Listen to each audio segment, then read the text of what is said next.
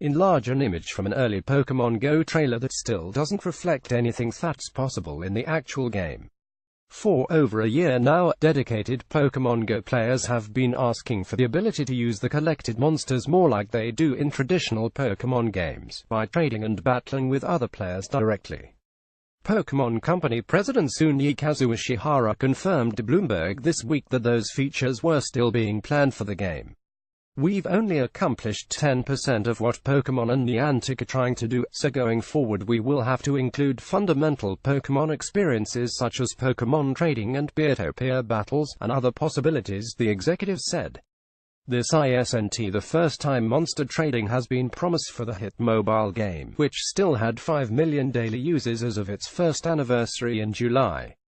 Those features were shown off in the game's very first trailers and mentioned in interviews around the game's launch last year. But developer Niantic has been mum on the issue in recent months, focusing instead on updates like raid battles and changes to gym functionality.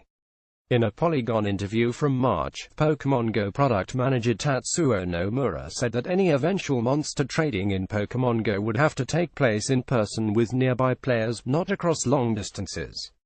Still, Nomura said he saw trading as a way to solve the local spawn issue, which limits many monsters to certain thematically appropriate regions in the real world.